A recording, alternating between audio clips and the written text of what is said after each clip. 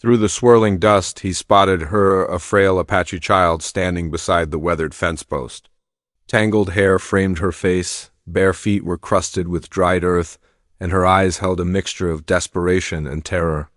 She pressed her hands against her empty stomach, saying nothing. Her lips were parched and split from thirst. Reed paused his work. No questions were asked. He simply swung open the gate and gestured for her to enter. She wavered, uncertain, until the aroma of warm cornbread from the house caught her attention. Making her eyes brighten. In the kitchen, Reed set down fresh cornbread and goat's milk before her. Though still cautious, the moment food touched her fingertips, she consumed it with the urgency of someone who hadn't eaten properly in ages. Elias draped an aged woolen blanket near the hearth. Silence filled the space, only wood crackling in the fire and the sounds of hurried eating broke the quiet. Reed settled into his corner chair with his pipe, occasionally watching the child. After satisfying her hunger, she pulled the blanket around herself, offered Reed a brief nod of gratitude, then slipped outside into the crimson-tinted evening. Reed stayed put, gazing into the flames, filled with an unfamiliar sensation. Too many years had passed since a child's presence had graced this dwelling. 3 days went by after Reed fed the Apache child. He assumed their paths would never cross again. Yet on the fourth afternoon, as the sun blazed deep orange behind the distant peaks, Reed noticed a recognizable silhouette lingering by his fence. She had come back. Her hair remained unkempt, her manner still wary, but now she wasn't by herself. A tall woman stood nearby, gaunt-faced, bare-shouldered, marked with ancient lash scars, her left arm bound in stained, torn fabric. Her gait was unsteady, yet her dark gaze burned with fierce determination. Reed set down his water pail and remained motionless on the porch. The woman halted roughly 30 feet away, positioning her daughter behind her, then spoke in a voice roughened by exhaustion. "We've got nowhere left to turn. I'm capable of any work, hauling water, preparing meals, caring for animals, clearing fields. All I'm asking is shelter for one night, even beneath your porch." Reed studied them wordlessly for what felt like an eternity. His old hound growled softly before going quiet. Wind swept crimson dust across the field, causing the worn wooden fence to creak. He recalled the girl devouring cornbread days earlier, her cracked lips, that shy little acknowledgement. Now she hid behind her mother, clutching a piece of tattered cloth. Fear still present in her eyes, but mixed with a glimmer of possibility. Reed exhaled deeply. He wasn't known for kindness or meddling in strangers' affairs. Yet in that instant, his empty home seemed to echo with a familiar voice. "Don't abandon those who need help." Words his wife once spoke. Years back, when she still drew breath, he gave a nod and slowly pushed the gate open. "Come inside." Without further discussion, Reed headed to the kitchen, reviving the fire. As mother and daughter entered, he brought out an old wooden seat and placed the remaining cornbread and a pot of beans on the table. Then he looked toward the room's corner where a thick blanket lay folded. "Rest there," Reed stated simply. The mother bowed her head, voice shaking with emotion. "Thank you, sir."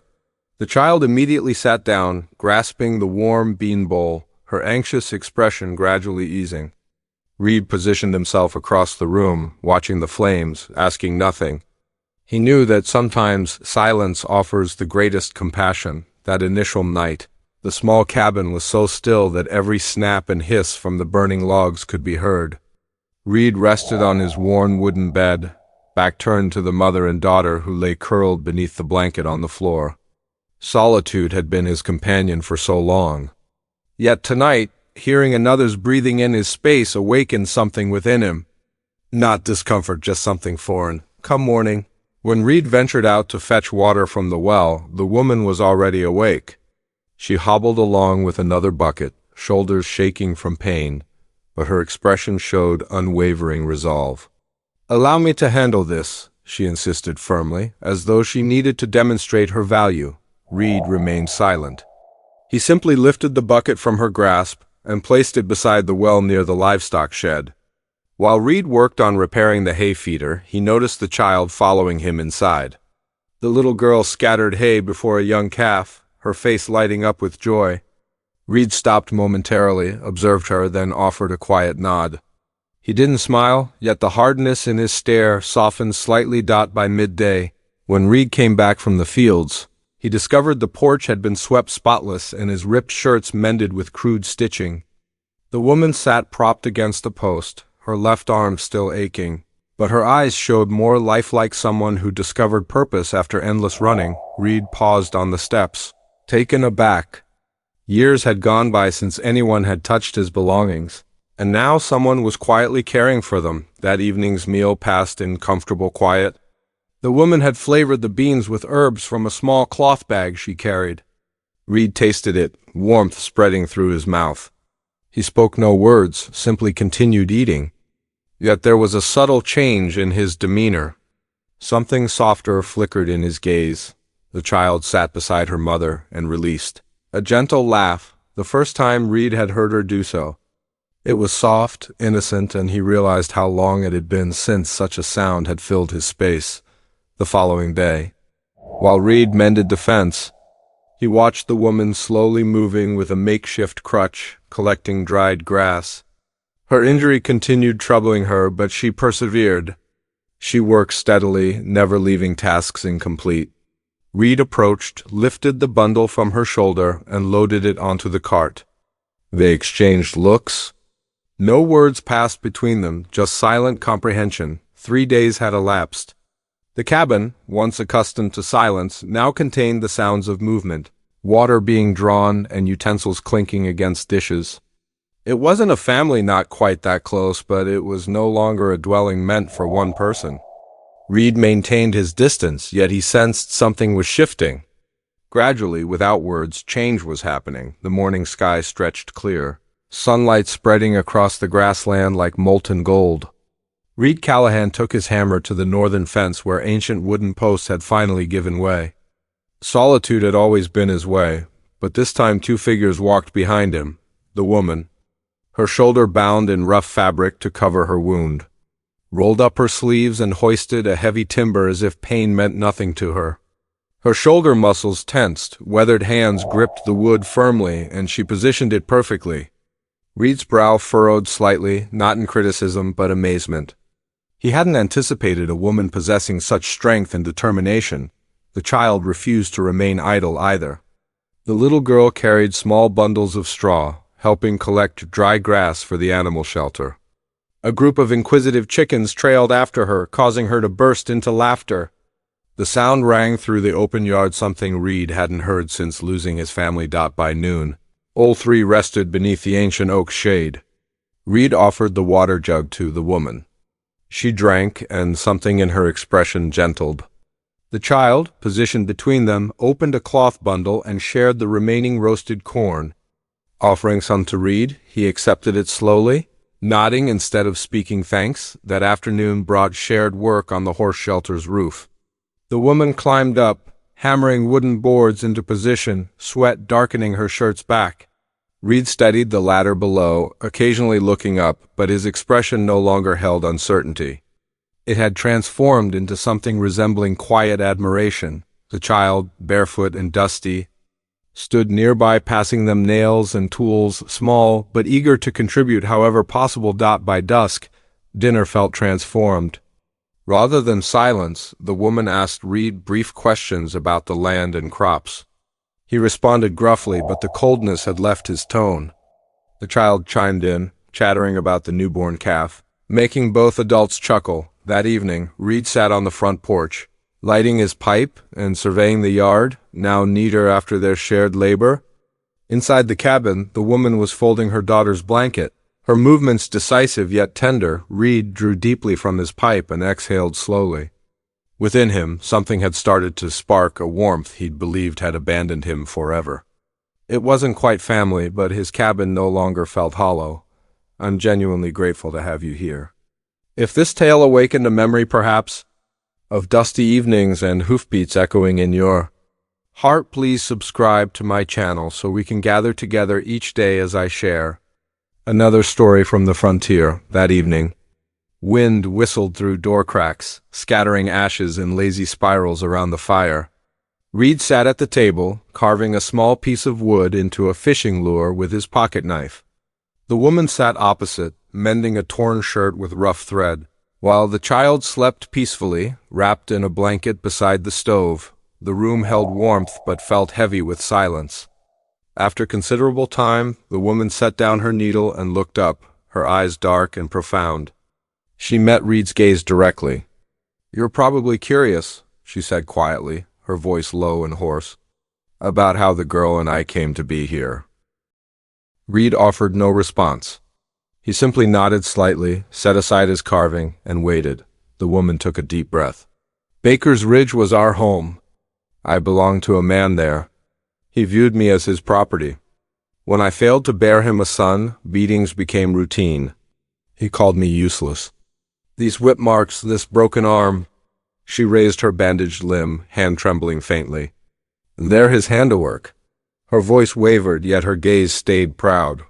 "I reached my limit. I grabbed my daughter and fled. We wore our feet raw, crossing rocky terrain, stomachs empty, legs bleeding, just to escape his reach." Silence descended upon the cabin. Only crackling firewood and wind across the porch remained audible. Reed rose slowly, approached the fireplace, and added another log. He said nothing, but as flames climbed higher, the woman could see his eyes clearly cold. Gray, steady as iron, not pity filled them, nor curiosity, just understanding and something resembling respect. The woman lowered her head and continued, voice even softer. "If he tracks us here, I'll go. I won't bring danger to your doorstep." Reed studied her momentarily, then struck his knife against the wooden table. His voice came low and firm. "Nobody has the right to drag you back to that nightmare. Not while you and the girl stand on my land."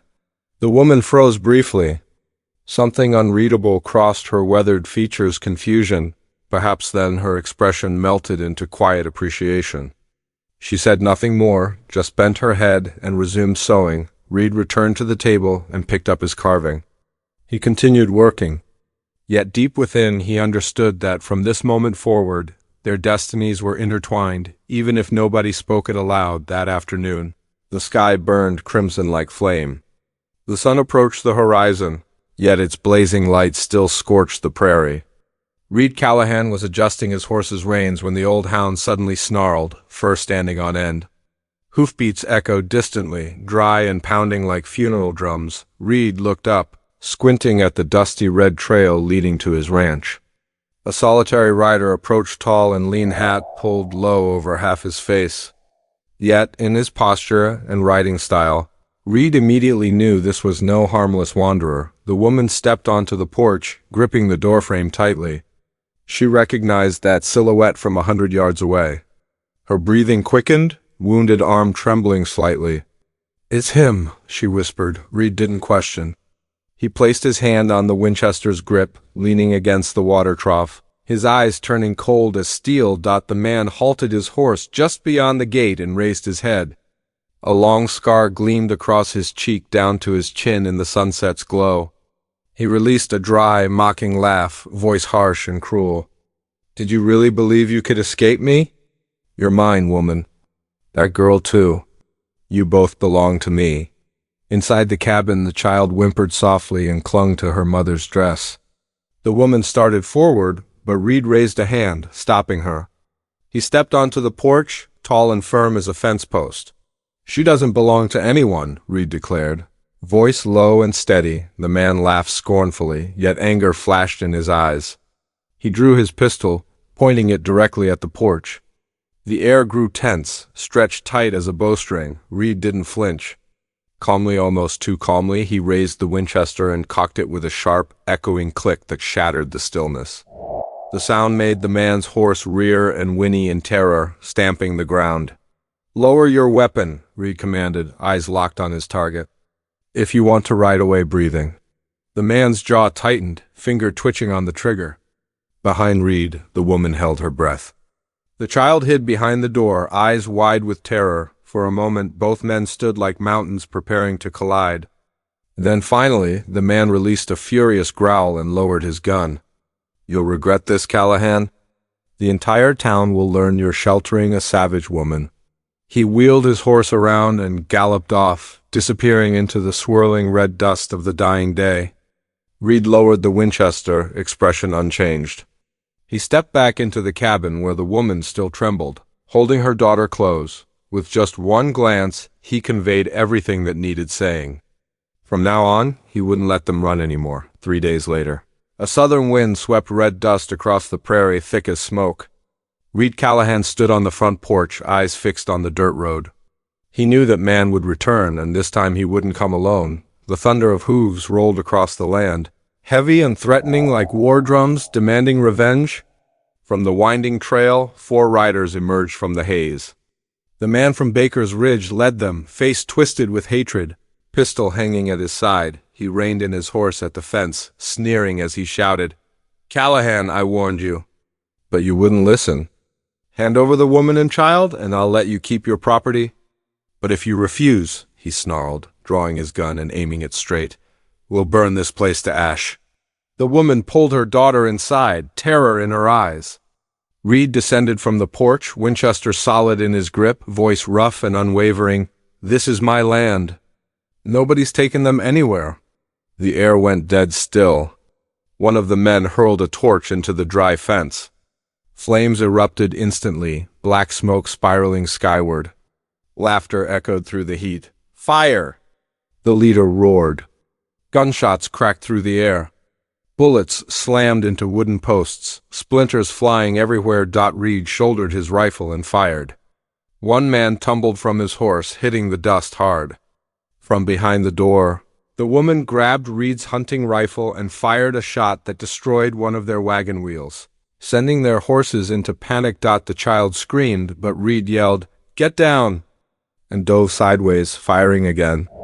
The bullet grazed the leader's shoulder, making him howl in agony as he fired wildly toward the cabin. Smoke, flames, and red dust merged into a deadly tempest.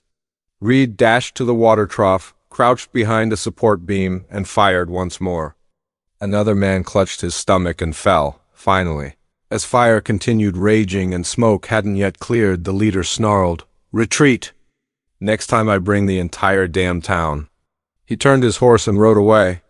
The remaining men scrambling after him into the blood-red haze, hoofbeats faded into the distance, leaving only crackling flames and thick gunpowder scent. Reed exhaled, blood trickling down his shoulder, but his eyes remained cold as steel. He turned toward the cabin and saw the woman standing in the doorway, rifle still smoking, her daughter gripping her dress. In that instant, all 3 understood this was no longer temporary shelter. They had defended their ground together, and from now on, anyone daring to cross that fence would face consequences. Winter passed, and the harsh, dry winds gradually yielded to an unexpected, gentle warmth. Across the fields surrounding the ranch, tiny green shoots pushed through cracked earth. Birds returned, singing on the porch roof still marked with bullet scars. Reed Callahan leaned on his hoe, wiping sweat from his forehead. The arm once grazed by a bullet had nearly healed, leaving behind a scar thin as a silver thread. Beside him, the woman rolled up her sleeves, strong arms flexing as she lifted a heavy wooden board, though her old wound hadn't completely healed. Her eyes blazed bright with the look of someone who'd made her decision and wouldn't retreat. On the porch, the child sat arranging a circle of stones, giggling with pure delight. Each time wind blew her tangled hair across her face, she turned and called out, "Mr. Reed, Mama says we're planting more corn today." Reed smiled, a smile he hadn't allowed himself in ages. "Yes, we're going to have one magnificent harvest." Day after day, the 3 of them reconstructed the burned fence, dug holes for planting seeds, and repaired the cabin roof scarred by gunfire. None of them viewed this place as temporary anymore. With every hammer blow, every row of turned earth, an unspoken promise took root. This is home. When night arrived, a stove fire flickered, casting shadows across wooden walls. Reed sat in his chair while the child slept with her head resting in her mother's lap. The Apache woman glanced toward Reed, her deep eyes no longer guarded but quiet and warm. "You know," she whispered, "back in the tribe, I never imagined I'd have a home like this." "It's wonderful." Reed nodded, gray in his eyes marked with weariness, but also lit with something he hadn't felt in years. Hope. Outside. A crescent moon floated in the dark sky, shining down on the small cabin nestled in the vast prairie. But inside that wooden house, loneliness no longer dwelled. A rancher who'd lost everything, a mother abandoned by the world, and a child who once seemed destined to grow up afraid they had found each other. They hadn't chosen the simple path, and they were far from accepted by the town of Red Bluff, but they had chosen each other. And that was enough to transform even this unforgiving land into a place called home, as the first summer breeze arrived. Carrying the scent of fresh grass, Reed knew this wasn't merely land. This was where his heart would remain. Dear friends, love on the frontier doesn't require promises or witnesses. It grows from calloused hands willing to lift each other up, from glances that understand pain words cannot touch. In a land this harsh, love is the only strength that prevents us from being lost. Because when we dare to offer our hearts, every wound can heal and every home can rise again. In the end, I wish for each of you a life filled with happiness and health. I love you all, my cherished audience of Wild West Echoes. Let me know how this story touched you. Leave a comment below.